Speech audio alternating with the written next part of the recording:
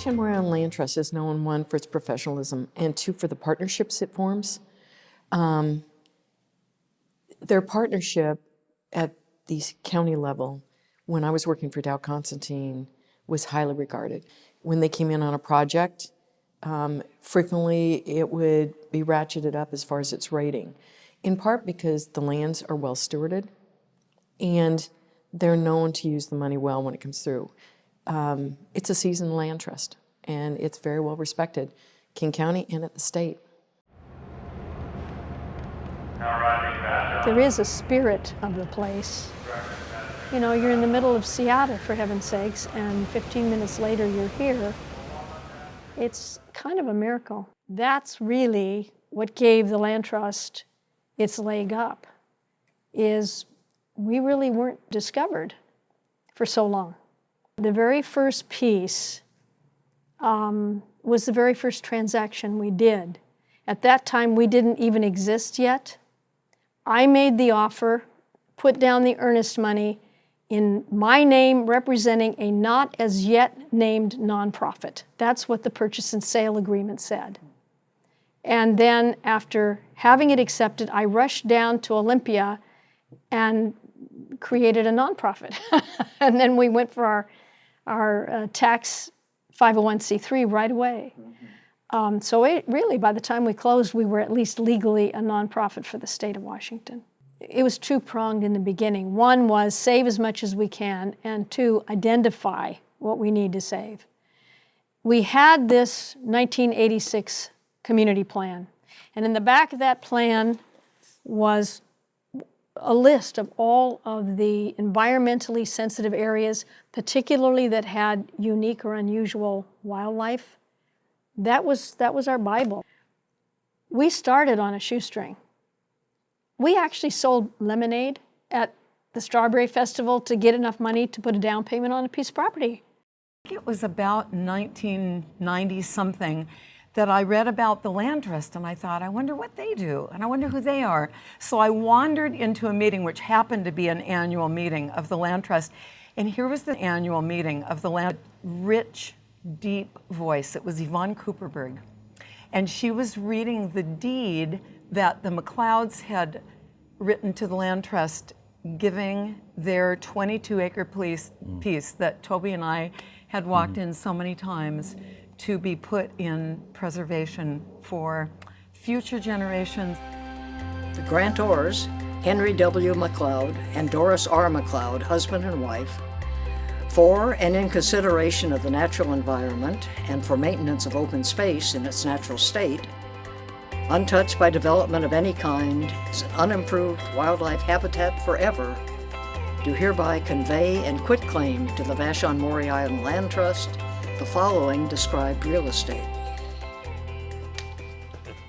Yes, we were sitting in the Land Trust building, in what is now the Land Trust building, and we had a map before us of the island, and we could see the shingle mill, and we could see Fisher Pond, and we had been interested in watersheds, and so it didn't take much to draw a line from Fisher Pond down to Judd Creek, which would give us a corridor down the center of the island that would be a kind of a central park for the wildlife habitat.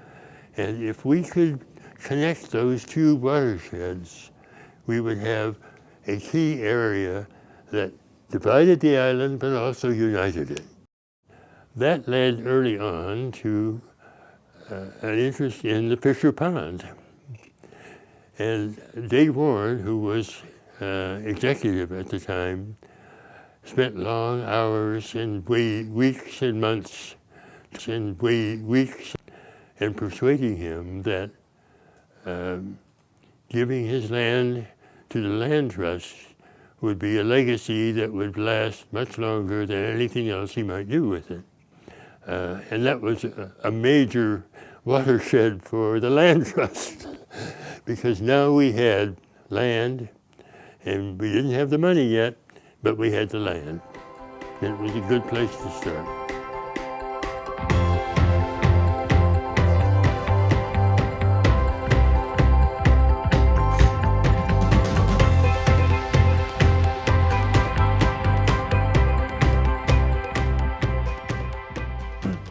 We were still interested in single mill properties, and some of them were available if we could buy them.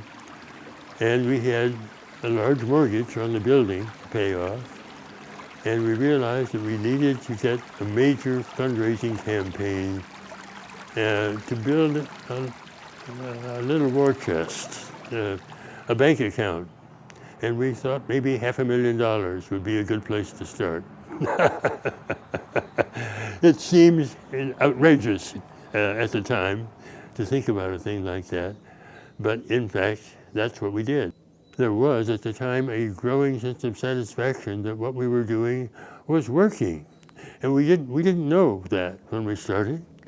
We didn't know that it was going to work or that it was going to have any long-term impact. We began to realize that here was something that was going to be a permanent part of the island life for as long as we could see into the future. And there's a wonderful satisfaction in realizing that you've done something that your grandchildren are going to value. Oh, I loved growing up on Vashon, and I think one of the biggest things was just being able to play outside and just having that freedom to explore and get to know a place really deeply in all the different seasons and all the different years, and being able to go out with my friends and be alone on the beach and playing all day, and your sense of time just goes away and you can just be completely present in the moment.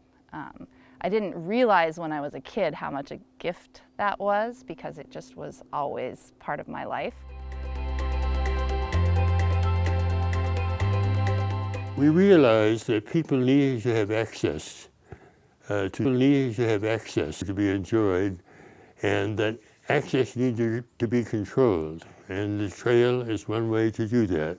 An island-wide system of trails was an early part of our conversations, right from the beginning.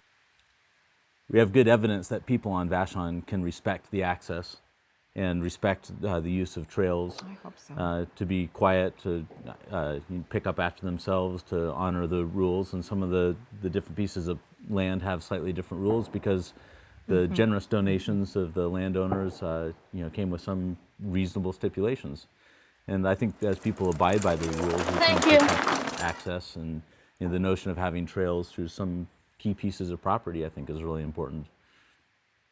I think that if somebody who ordinarily would just walk by on this road comes down this path, sees this bridge over here, walks across it, and sees a salmon swimming up it, it will have an impact on them for their support, for caring, for caring. I think I do this mostly because I feel like I'm a witness to this world.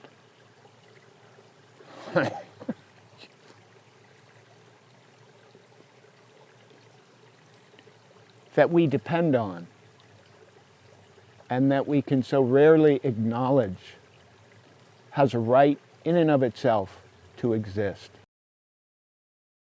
Long ago and far away, when we were fighting the mine, we were told by a number of agencies that we had no salmonids, we had no streams that were really valuable to Puget Sound, and our shorelines essentially were not that important. At that point in time, I ran into a gentleman named Tom Dean at People for Puget Sound. We did a rapid shoreline inventory. We proved them wrong. What we proved, along with King County's help, is the shorelines on Vashon-Maury Islands and our streams are critical to the restoration of Puget Sound. And so what the Land Trust is doing on the shorelines and higher up on the ecosystem are not just important to Vashon-Maury Islands, they're important to the entire state. I would give the Land Trust an A+++ on shoreline work.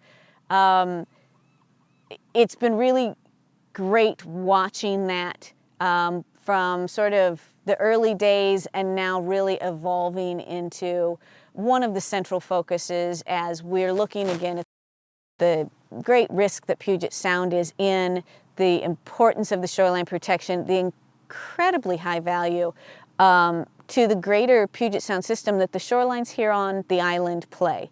Time is running out for Puget Sound. And so when you are looking at shoreline projects or even some of the upland development that's having this great impact, we don't have a lot of time to fix these things. Time is of the essence.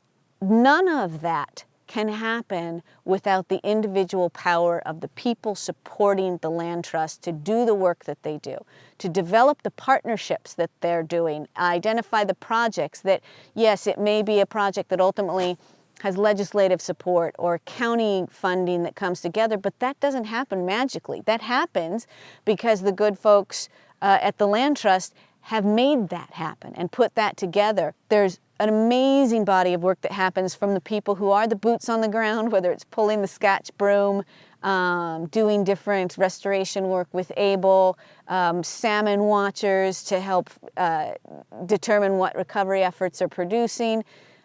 But really, I think the heart and the soul of most environmental organizations and the Land Trust is with the supporters. And the supporters, frankly, that are writing checks, because that's the fuel to that fire. And without that, you don't have the organization to go forward and make those things happen. When you're talking about preserving something, whether it's historical, natural, whatever, you have to think beyond your own lifetime. That's really hard for people. Most people can't do that. They don't want to do that. But that's what you have to do.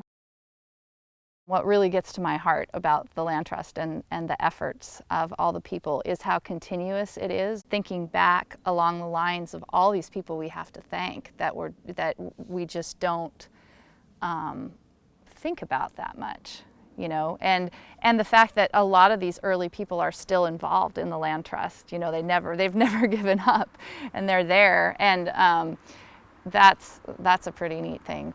Here on the island, I remember in one of the Land Trust board retreats, we were trying to decide, you know, what is it that we're conserving and why are we doing this and what's the, you know, kind of what's the whole big picture. And I remember Zoe Rothschild just saying, well, it's why we live here. I think everybody should be part of the Land Trust. That's my 2 cents.